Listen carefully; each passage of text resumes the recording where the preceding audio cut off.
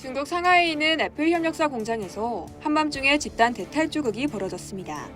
수백 명의 직원들이 봉쇄를 뚫고 공장을 뛰쳐나오고 있는데요.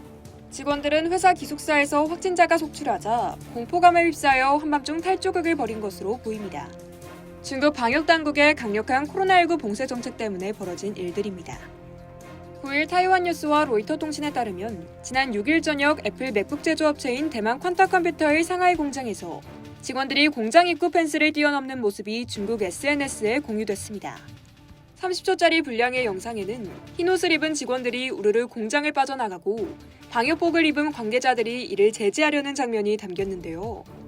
이날 탈주극은 코로나19 확진자가 나와 직원들이 공장에 갇힐 수 있다는 소문이 퍼지며 일어난 것으로 알려졌습니다.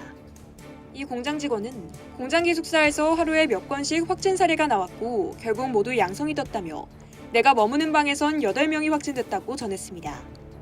해당 공장은 상하이 도시 봉쇄로 지난달 18일부터 외부와의 접촉을 완전히 차단한 채 생산기지 내에서 숙식을 해결하는 방식으로 가동되고 있는데요. 이곳에서 기숙사 생활을 하는 인원은 약 6,000명으로 전해졌습니다. 타이완 뉴스에 따르면 중국은 이 영상을 지난 주말부터 지속해서 삭제하고 있습니다. 그러나 누리꾼들은 웨이보 등 유명 SNS에 영상을 다시 게시하고 있습니다. 한편 로이터 통신은 퀀타에서의 충돌이 중국의 제로 코로나 정책에 따른 상하이 봉쇄의 단면을 보여준다고 지적했습니다.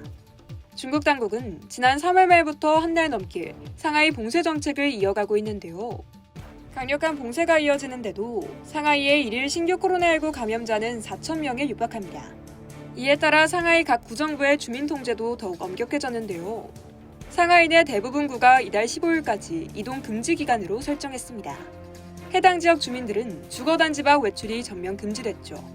천문학적 손실을 감수하고 경제 수도인 상하이를 한 달 넘게 봉쇄했지만 코로나19가 사라질 기미를 보이지 않으면서 지역사회의 불만은 날로 고조되고 있습니다.